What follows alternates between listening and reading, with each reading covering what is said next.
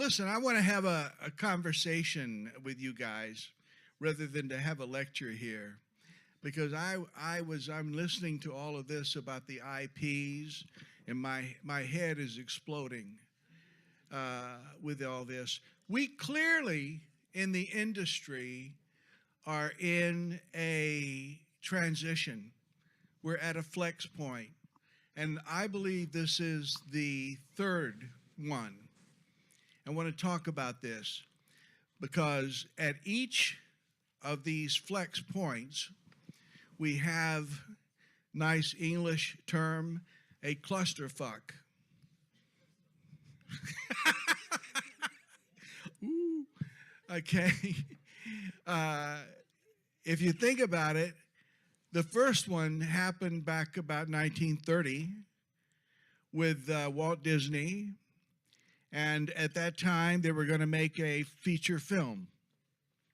And Walt Disney realized that you had to make people cry as well as laugh in there. And nobody had ever done this. They hadn't made feature films.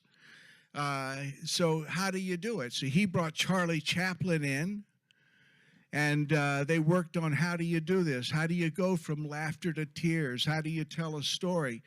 But it was an awkward time because people called it Disney's folly. Did you know that? They called it Disney's folly. They thought he was crazy. They said nobody's going to come to see a feature-length cartoon. They won't do it. And Disney said, I'm going to tell the story. I'm going to tell a story. And I'm going to do it with animation, with cartoons and animation. But it was a big deal. He was a pioneer. Nobody was helping him. And he managed to get it done. He did that. And then this continued on until CG. In other words, you understand what I'm saying? 2D animation, hand-drawn, all of that. The industry grew and became wonderful until we had CG.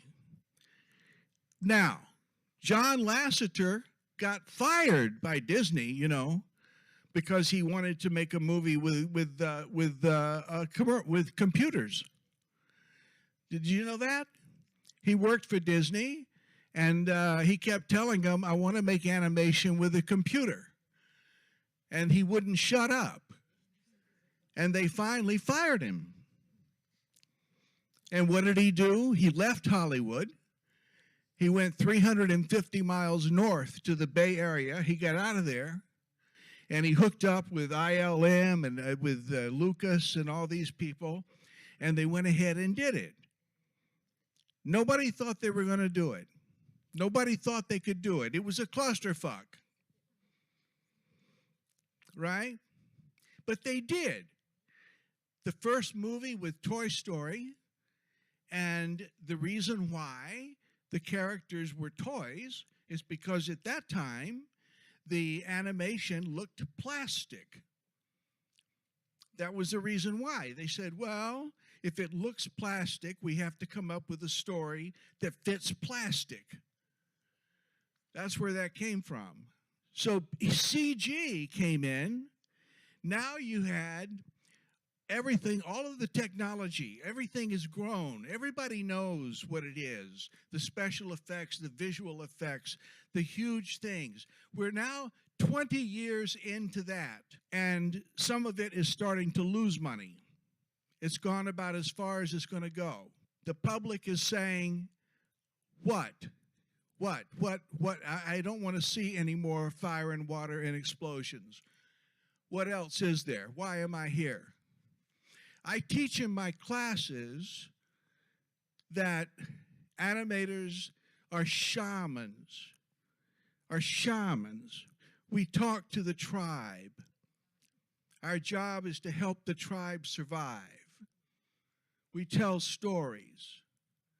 And I tell them, just like shamans in ancient tribes, if you put a circle in the dirt, the tribe will come.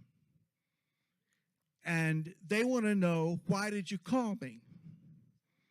And you better have something more to tell them than look at how good I do hair and water, because they don't care. In the beginning of animation, they cared. Before Snow White, people would go to see, they'd pay money just to see animation cartoons move, just because it could. We don't do that anymore. I'm listening to this up here, all of this wonderful talk. I mean, God, what you people are so knowledgeable, all about IP. They didn't even mention AI, as far as I know. And you got people going crazy about IP and AI, right? Where's it going to go? How's this going to work? I know at some of the studios, you were talking about who has the ideas. I know that at DreamWorks and most of those studios, they have their contracts with their people are that if you come up with an idea for a short animation or something, the studio owns it. And I have known artists, unfortunately, who had wonderful ideas and refused to say anything about it because they didn't want the studio to take their stuff. But they had contracts. IP.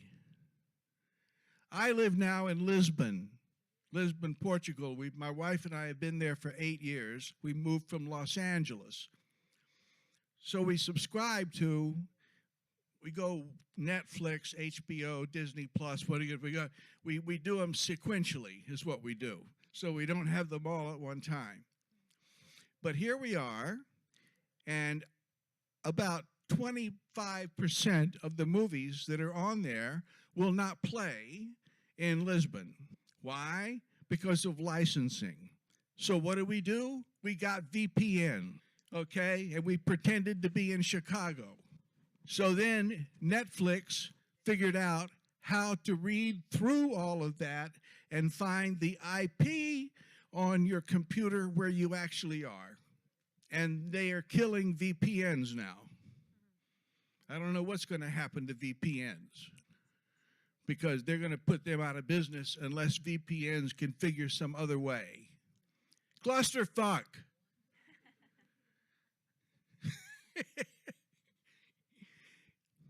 It's all happening. I have personally become involved with a company that is trying to teach AI how to act. Yeah. That company is not interested in making movies and TV. They're interested in doctor's assistants and customer service and those kinds of things. Nonetheless, they're using me to teach AI how to act. This is coming. Everybody, people that talk, they say, I have plenty of friends, and they're saying, boycott AI, have nothing to do with it. Well, people, this stuff isn't going to, this genie is not going back in the bottle. It's just about to change the entire production line for animation. Almost every job is going to be affected by AI heavily. And we better get out in front of it. Where are we going? Where are we going? That's what I'm talking about today. I think of the industry as like a giant ocean liner. You guys are the pilot. You're the captain of this ship. You're the ones who decide, where are we headed? If you don't have a destination, you're going to just drive around in a circle in the ocean. Okay, what about adult animation? We need a lot of that. Animation, so much of it has been given over to kids. Merchandising. You don't have to spend $200 million to make a movie. That's what they do, Before all this, when you made live action, the wisdom was that a movie had to make 5 times its cost in order to make a profit. Right? This is when you had actual movies that people went to, not Netflix. Had to make 5 times its cost. Well, spending $200 million on a movie, you got to make $1 billion to make a profit. So they don't even think they're going to do that. No, what they're going to do is they're going to have spinoffs and tent poles and sequels and what, you know, if Walt Disney himself came back to life, I don't believe he'd be able to get a job at Disney. As soon as they told him, in order to work here, you're going to have to make a sequel to Pinocchio and 4 prequels to Snow White, and then you got to have a musical spinoff, and Elton John's got to get involved, and all of this, I believe he would just go back to the grave because he was a storyteller. Stories. We have an industry that is full of what I call animation technicians. Everybody is the technical aspects, the programs, the software has run away with the ship. We've got people that can make computers stand up and sing. Half of them are about to be unemployed because of AI.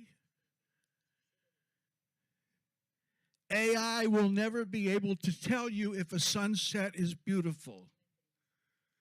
It is a brainless thing. It is a Roomba that vomits. It picks up diamonds as well as cat shit. And it synthesizes everything together and spits it out. What we have to do is just acknowledge this is going to happen and get out in front of it. It's a tool. When 2D came in, I remember I was teaching at Disney studio in Florida when CG, when Disney went to CG. They officially got rid of 2D and went to CG. There was one moment where they did this. And half of the animators lost their jobs because they didn't understand about CG and they refused to go there. But Glenn Keane, you know Glenn Keane? You know who he is? Big animator at Disney. Tarzan, he did Tarzan. Everything, very talented man. He refused to go to CG, and so they invented software for him so that he could continue to draw and it would convert it to CG because they didn't want him to leave. But many of those people that I was working with there at Disney that time, they're gone, and they did not change. They would not get out in front. Change is simply part of the industry. It cannot replace your brain. It cannot replace your vision. It cannot tell you how to act. If you show AI a scene and say that this actor is weak in here, AI will not be able to fix it. What it's going to do is it's going to show you a different scene with other people and say, how about this one? It's going to need instruction. It's going to need control. It's going to need you and your mind. And I think what needs to happen is that, okay, you take a CG production line. The animators often don't even start doing anything until after rigging. But by then, look at all the people that have had their fingers on performance. It used to be, in the early days of animation, one animator would take one character and go all the way through. Right? Now you've got 16 animators. The people, everybody's got their fingers, all these chefs in the kitchen. The dialogue recording, they make choices about performance. Mocap makes choices about performance. All these different people are making choices about performance. Then comes the animator. They're locked in a lot. I believe what needs to happen is the entire team, from beginning to end, needs to get on the same page. Everybody needs to acknowledge that they are primarily storytellers. And that animation is the art form they're using to tell stories.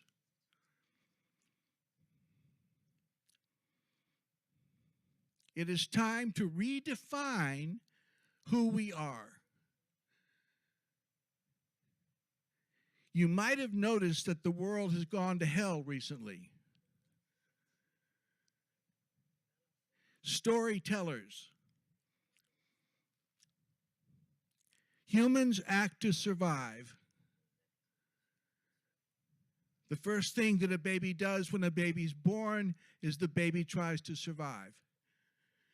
The last thing that a person does before they die is they try to survive. All humans in the world are exactly the same. Every country, every nationality, every color, we're all exactly the same. We have the same set of emotions, the same 7 core emotions, happy, sad, angry, etc. We have thousands of feelings. But you know what's different? Is that each of us have our own values. Everybody in this room has your own unique values. And we must live in groups. We can't be alone. The people who are loners and go out into the desert to be on their own, they tend not to have children. They die earlier. They're not as healthy. In order for us to survive, we have to be living in groups. But it's not easy to live in groups. Because one person's ideas of survival may be a problem for this person. There really are no villains. Villains think they're heroes. Think about that. In the United States, we had 9/11. They crashed the airplanes into the World Trade Center and killed a lot of people. I'm an American citizen. I will vote for any kind of rule that says you can't do that. No, it is not okay. However, I'm an actor. And if I am hired to play one of those hijackers, I'm no villain. I'm not evil. I'm on a mission for God. That's how to play it. All of us need to understand every human is the protagonist in his or her own life.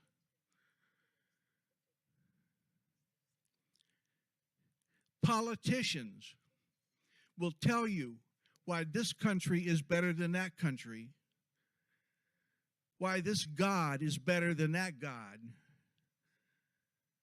They're going to tell you how we're different.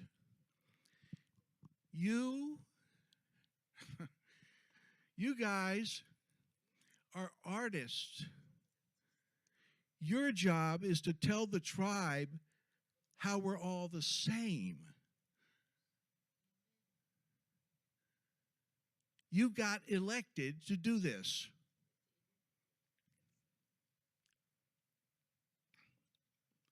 I tell people in my classes, you're not normal. You're not normal humans. You see things that other people don't. You know, Leonardo da Vinci was asked once, what is the secret of his genius? And he said, knowing how to see. He didn't say knowing how to paint, how to sculpt. He said knowing how to see. You have an obligation to see. The world is afraid. They're afraid of the dark. You must step up. We learn our survival skills from stories. Our human brain is huge for the size of our body. If you believe in evolution, evolutionary adaptation, then you say, why? What is it that big for?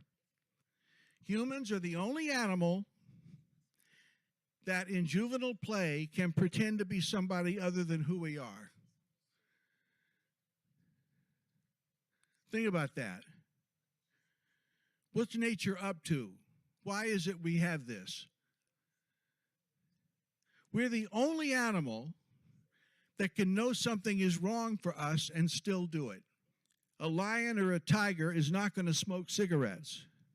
But we can know, we can take a smoke break and browse that pamphlet on the cancer scare. We can know something's wrong and we don't do it, and we still do it. By the way, this is a big difference between adult animation and children animation. Children wear their emotions on their sleeves. They show their emotion. If a child is happy, you know they're happy. Adults present to the world how we want to be perceived. And we tend to be very stingy with our exposing of emotion, even with people that we love. Often this is for a good reason. You don't want to upset somebody. So think about it. How often every day do we lie? We lie all the time. You're having a very bad day and somebody says, hey, how's it going? You say, oh, great, cool. It's a lie. Not a very good day. This is what we do. I hear people say, well, we're making this movie for the entire family, like Disney. Except Disney didn't make movies for the entire family. He made movies for kids. And then he charmed the adults into coming to see them also. Is what he did. If you watch Snow White, you're 10 years old again. What is a story? It's gossip. That's what it is. It's gossip. Simple as that. It goes all the way back to when cavemen sat around the first fires. People say that we learn to speak in order to tell stories. There's a theory about that. Cavemen sitting around the fire. One of them said, did you hear about Ugg? He didn't come back. Went hunting. Oh, really? What happened to him? Well, let me tell you. It's gossip. There's your story. Right there. All stories take that form. What happened to Ugg? You can do it too. We talk about IP. Everybody in here can tell stories. It's just gossip. What you want to tell stories about is what you think might help the world be a better place. The tribe doesn't know what to do, don't you see? They're fighting with each other. They're tearing each other apart. We're smothering ourselves. You guys are important. You're more important than you may even have realized. I came into this, I want to be an animator. Right. It's more than that. I believe that we are at a point of transition. And I believe that we must reduce this to story. We have got to stop identifying ourselves as technicians. I was saying a little while ago, years ago when Bobby Beck was starting up Animation Mentor.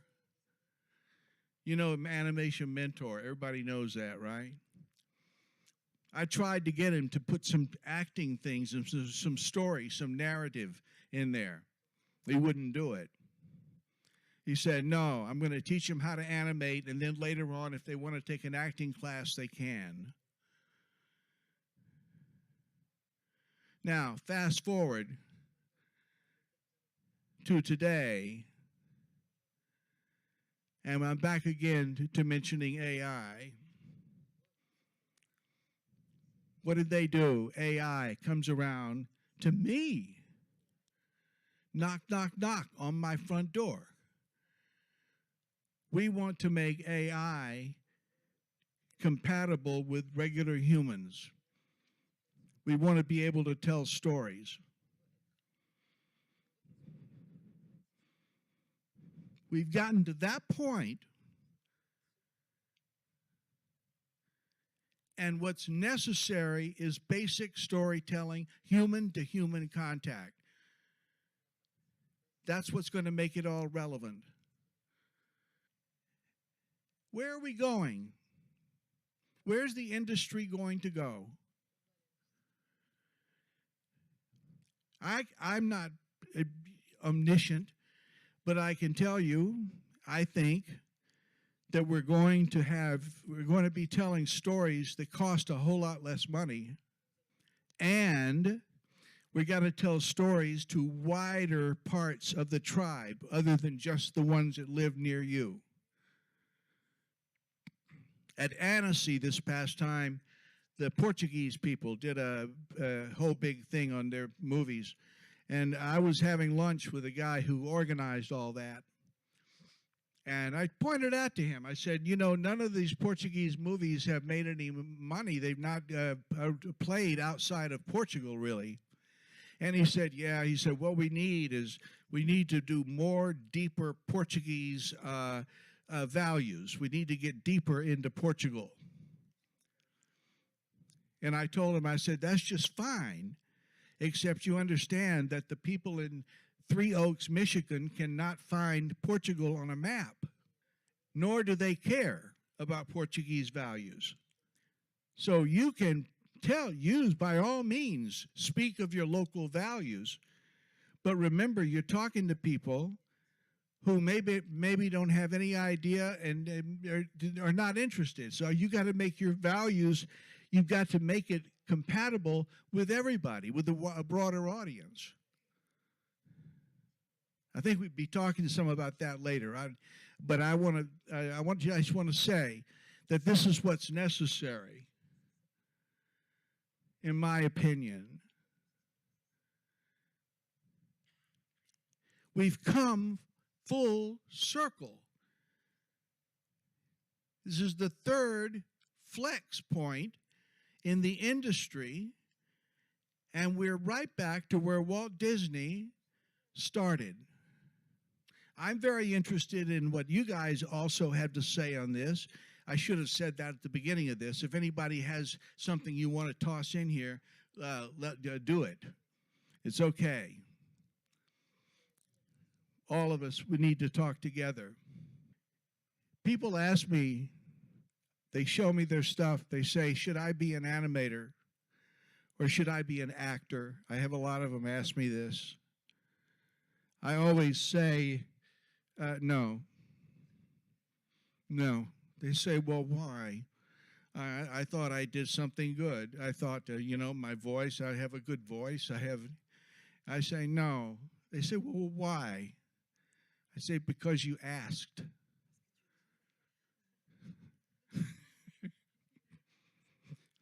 If there's anything that I could say to you that would cause you to not do this, then you certainly shouldn't do it. Becoming an artist is like finding God. You wake up one morning and God spoke to you at that last night, and God said, whatever you're doing in your life, keep doing it, but you need to scoot aside and make room for this. Because guess what? You're an artist. You don't have any choice. This is why you walk down the street and you see things and you look around, you say, why didn't other people see this?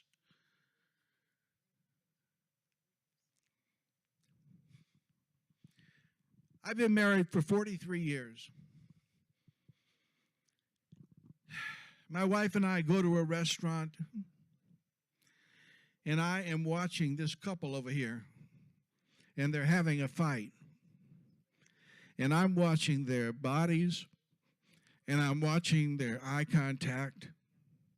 I'm watching to see the tension in what they're doing. And my wife says to me, would you stop staring? And I say to her, I'm working. It's what I do. I stare for a living. And she says, well, don't be so obvious about it.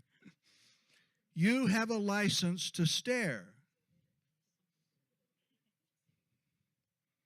because you're different. You're different. Did you know that?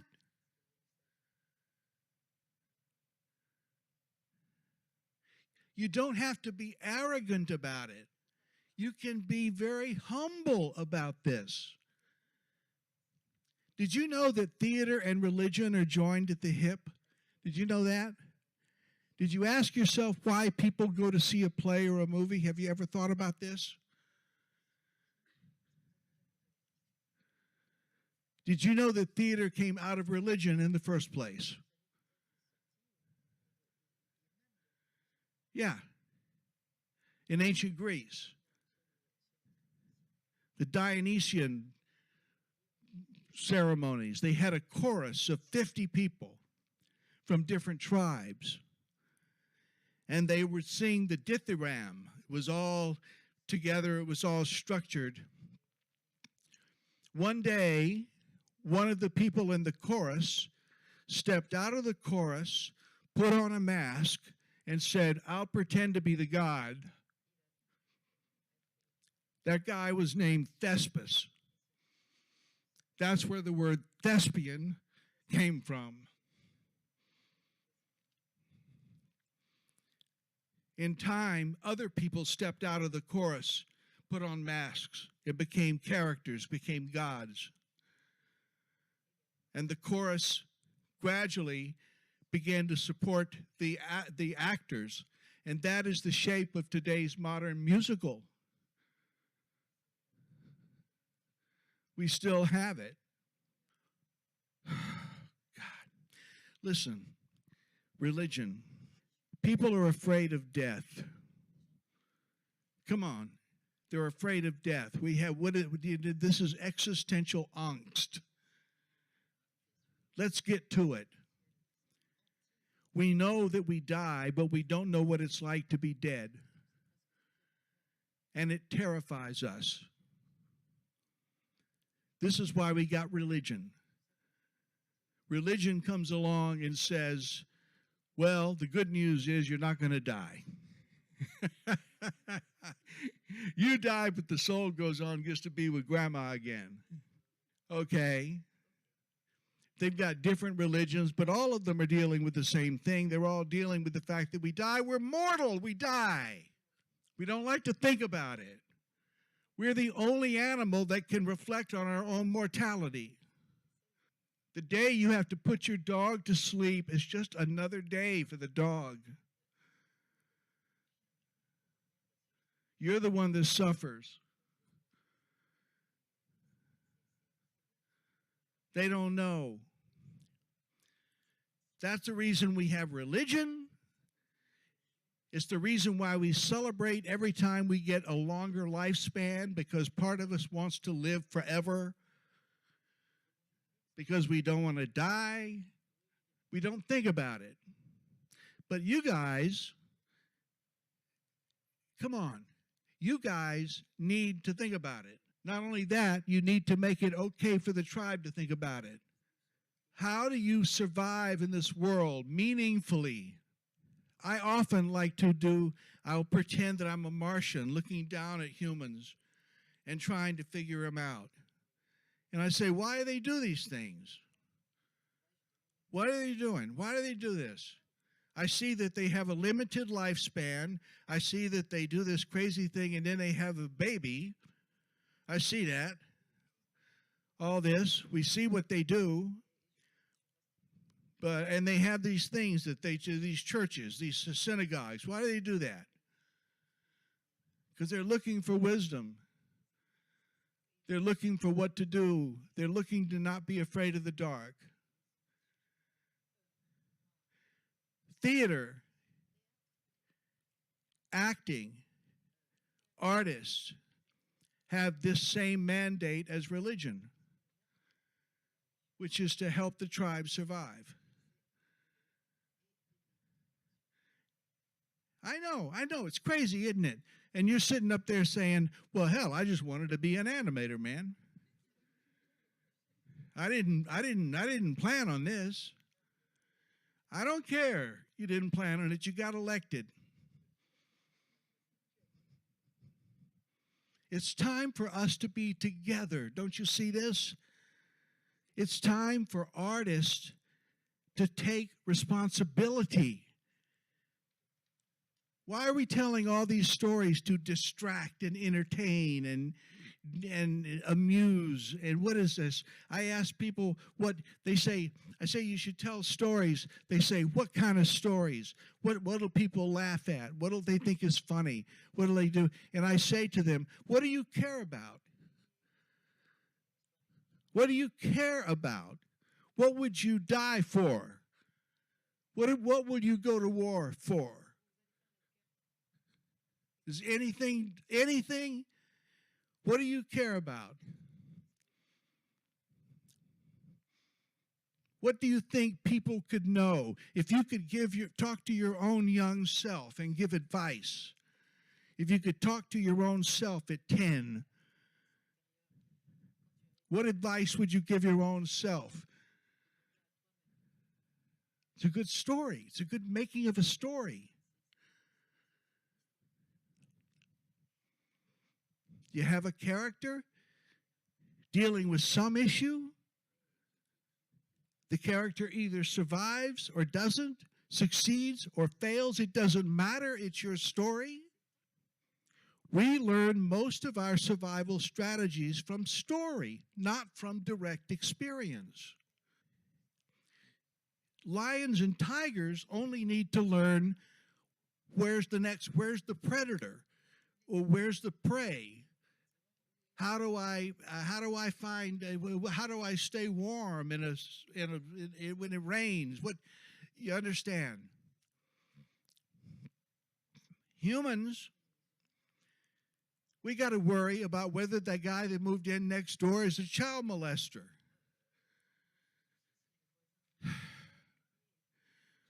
We got to worry about Donald fucking Trump.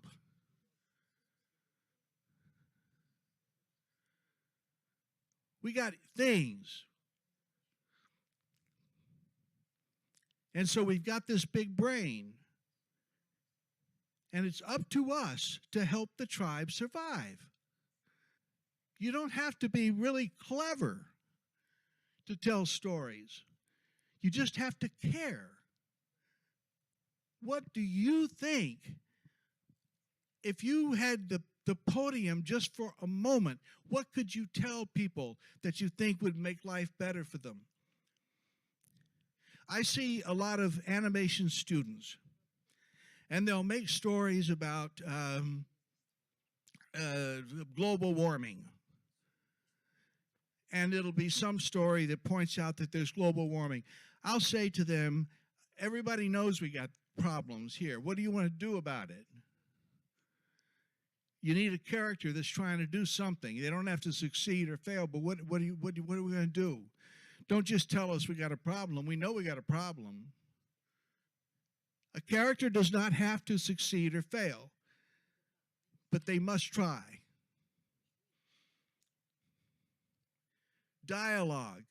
Acting has almost nothing to do with words. Did you know that?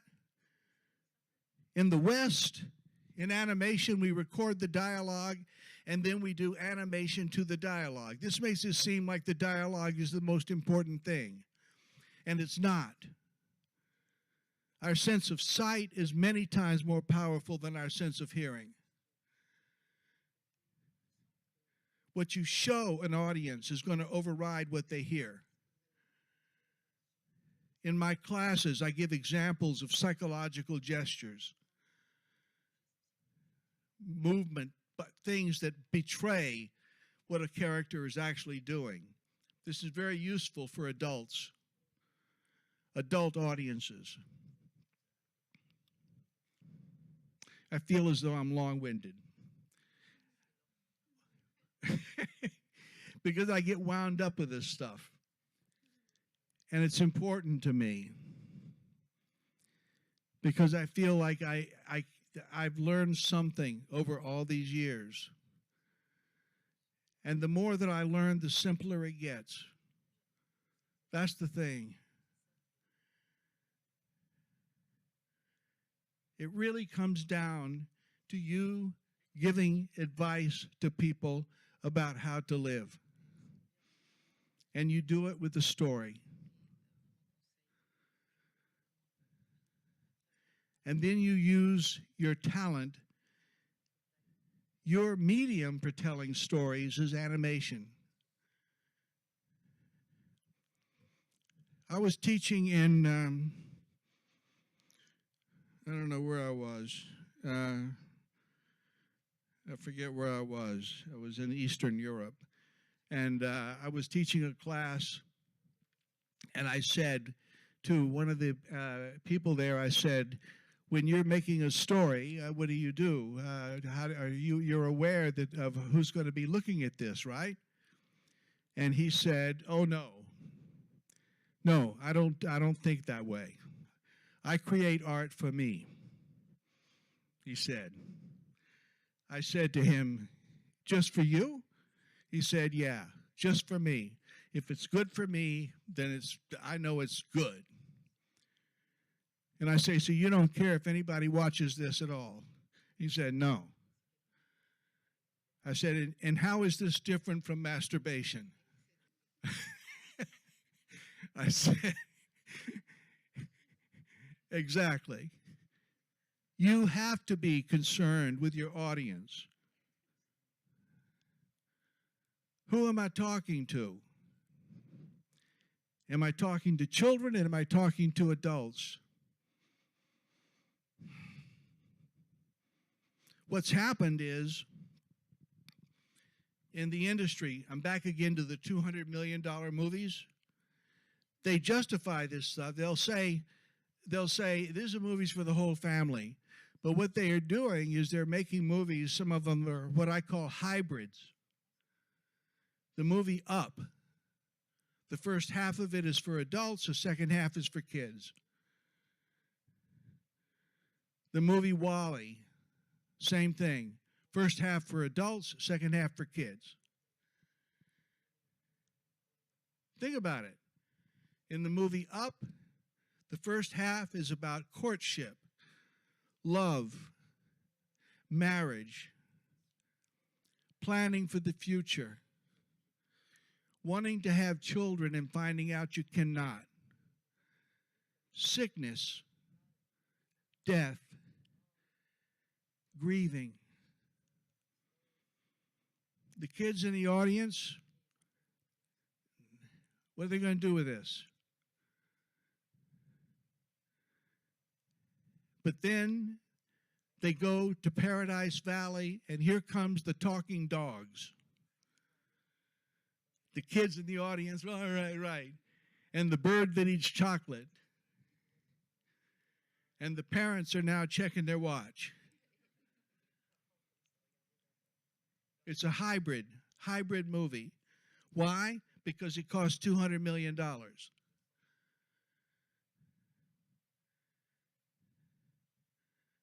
You know the movie Boy in the World? Anybody ever see that? Nobody's seen it, hardly anybody. See? Now you should go watch that movie. That movie cost $500,000 to make. $500,000. 35 animators in Brazil. And it's going to make money. I don't think you should come into the arts in order to make money. But I do think that the movies that you make should pay for themselves. The people that invest in this stuff want to get their money back. So they'll invest in another thing. And I think you should be able to make house buying money. People should have a decent living from doing this. But it's no place if you want to get rich. If you want to get rich, go into politics. Become a lawyer.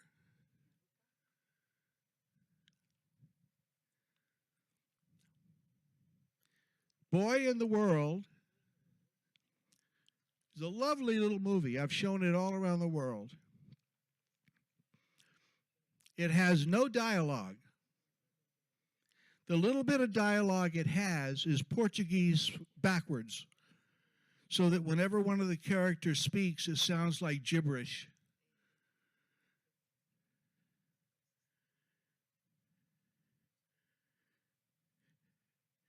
And it follows a boy from when he's about this age, little, to when he is about 20. The whole story. And he comes to see the world. And I'll tell you something. There's a trick that they use in there. This is part of my class. I'm giving you a preview of my class. But blinking. blinking. The animators get blinking patterns wrong all the time. We only need 3 blinks per minute to keep our eyeballs moist and clean. All the rest of the blinks are calibrated to when we think, to when we connect thoughts. You just blinked, you're blinking, you're following me right now, you're listening, and see now she smiles. Okay, she's blinking like crazy. She's saying, she's over here saying, get away from me.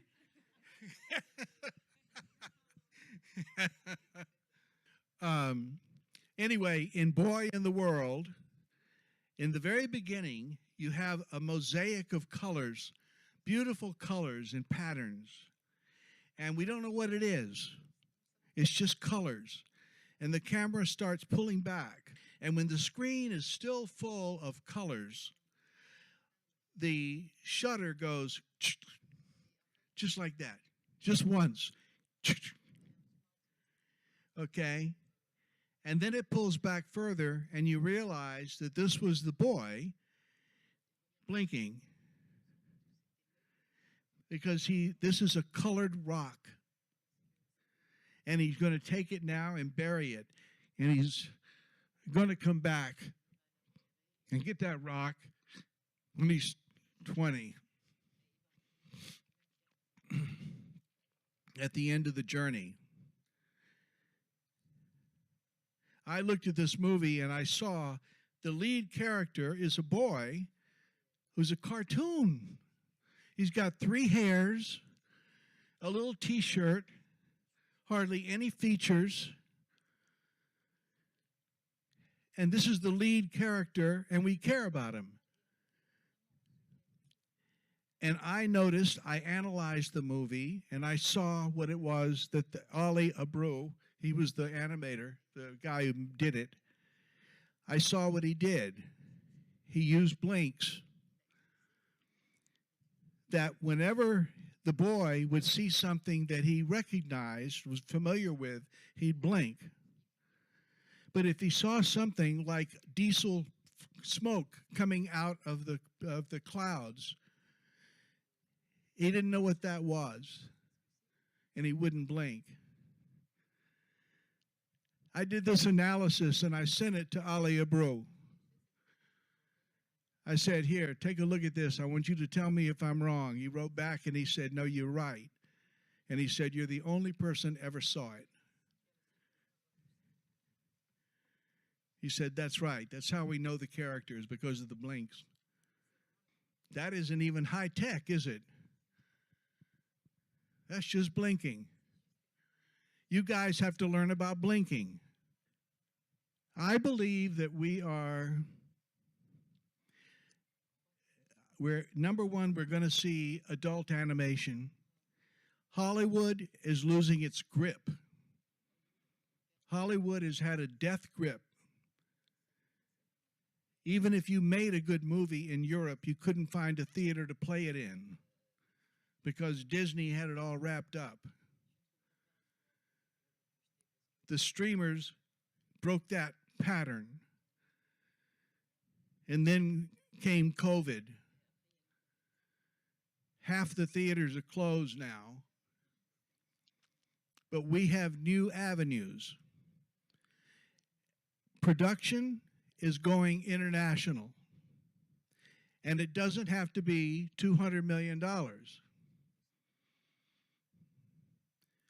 I go and I teach in places, and the animators will say, boy, if I could just get a job at Pixar, if I could just get a job at Disney. And I tell them, forget that. You should look at the stuff they're doing in South Korea. Look at the stuff that's coming out of Brazil.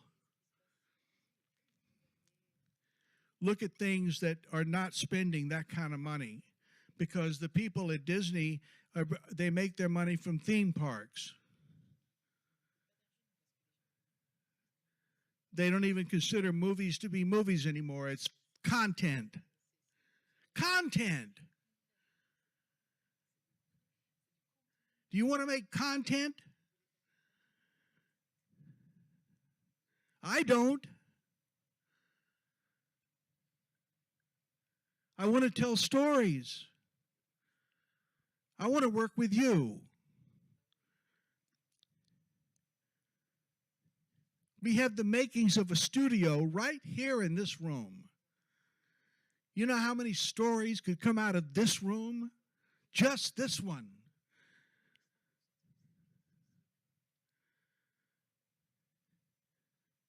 If you've got 10 fast computers all tied together, you can make a movie.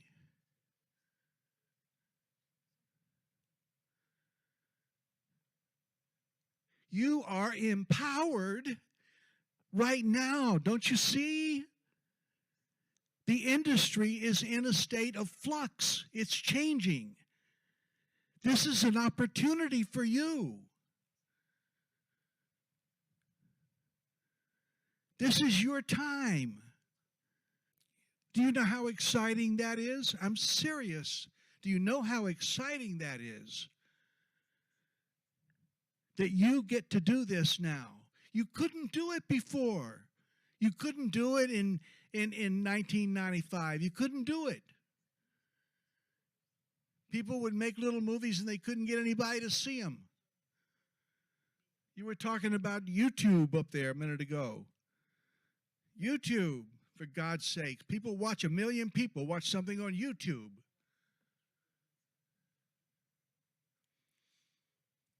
This is the time of the artist. That's where we are. And I say you are shamans.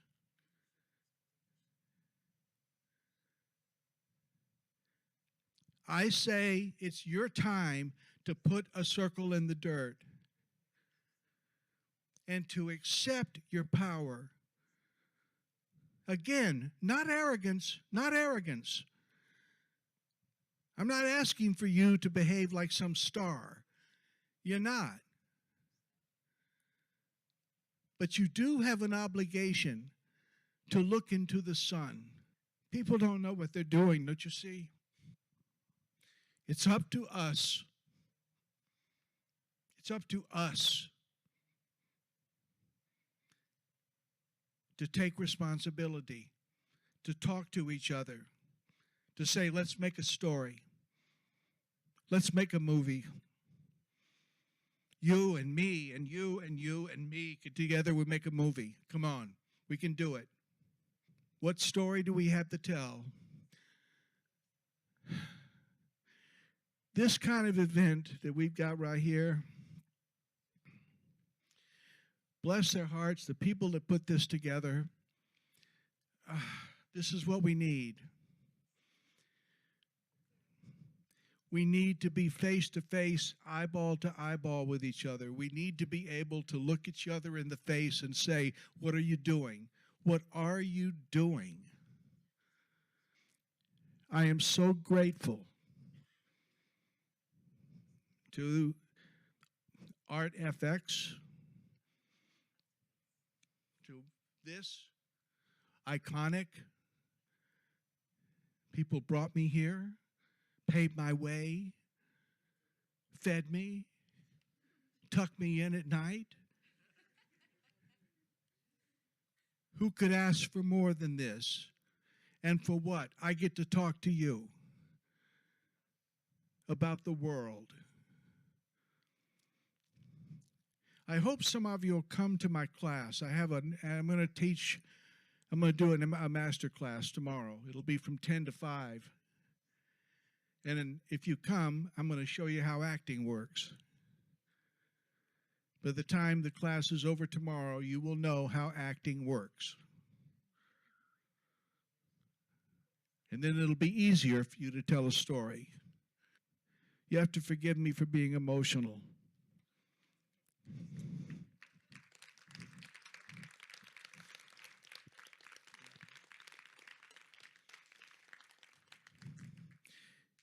What you learn in acting is that emotion tends to lead to action.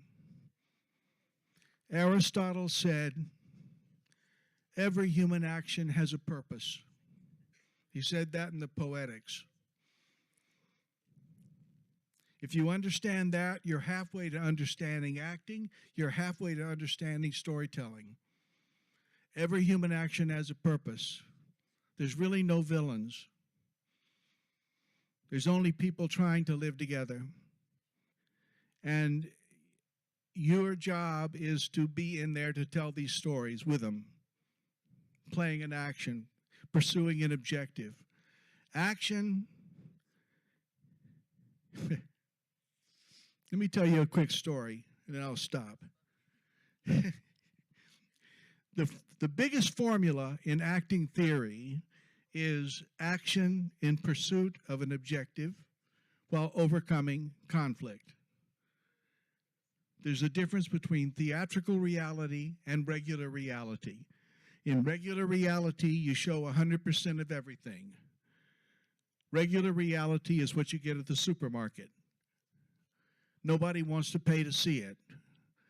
Theatrical reality is compressed in time and space. And you're only showing the part that serves the narrative and character. You're in charge of what you show. Action in pursuit of an objective while overcoming an obstacle. Now, I was teaching in Northern England. I was at an animation place, animation festival, and what happens is they take the speakers to dinner, usually, which is nice. That's fine. I appreciate it. So I'm sitting at the table at night, across the table at this restaurant from a guy that I don't know, and he introduces himself to me. I've forgotten his name, fortunately, but he said, I forget what his name is. He introduced himself. I'm head of animation, Big Hero 6, Disney. Well, he didn't know that I had recently written an article for Cartoon Brew, which was a little critical of Big Hero 6. And I decided not to ruin his dinner. I said to him, I said, Big Hero 6. I said, you know what my favorite sequence was in Big Hero 6? And he said, no, what was it? And I said, it's when Baymax got drunk. You remember this? Big Hero 6? Baymax is the robot, and he loses power at one point, and he has to get back, just to go plug in to recharge. That was it. And so he sounds like he's drunk because he lost the power. And I said to him, I said, I thought that this sequence was really wonderful, beginning to end. It was well structured, it was well played, it was good acting, good character stuff. And he said, yeah, well, thank you. Thank you very much. Thank you very much. You know how they do. No, thank you. Okay, so we go back to eating our chicken. And a couple of minutes go by, and then he says to me, you know, it wasn't always like that. I said, what wasn't? And he said, well, in the beginning, we had Baymax in a shopping cart. I said, really? He said, yeah, he was in a shopping cart, and Hero, the human, would push him back and to plug him in. And he said, then one day, one of the storyboard people took him out of the shopping cart and put him on the ground, and that worked better. And I said, right, it would. Yeah, it would work better. Of course, you know why. And he said, it was funnier. I said, right, it's funnier. I said, you know why.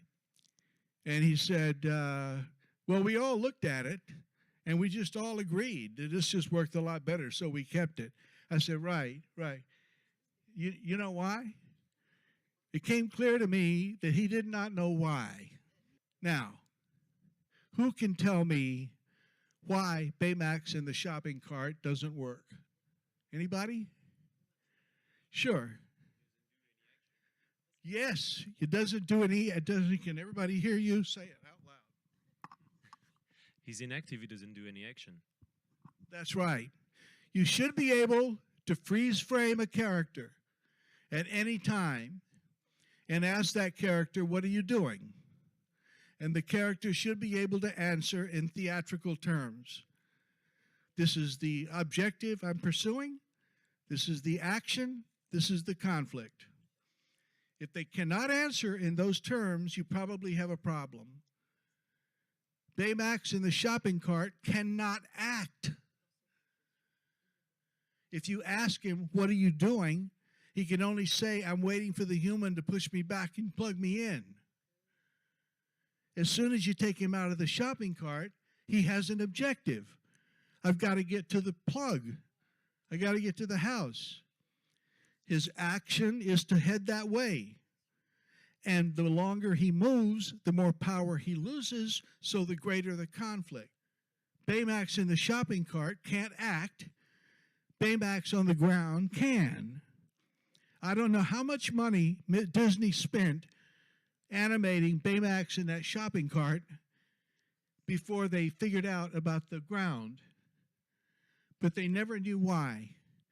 We've been together, you guys, we've been together for probably too long, but less than an hour, and you know more about acting than the head of animation, Big Hero 6, Disney.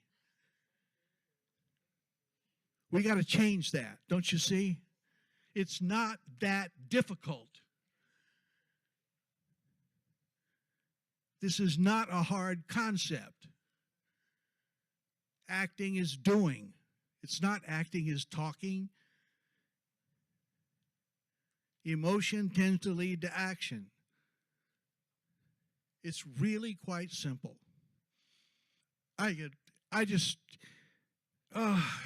Everybody in here has something that they could be doing today other than here. And I want to thank you. I want to thank you all for showing up. I want to thank you. Dominique, this woman right here, this one,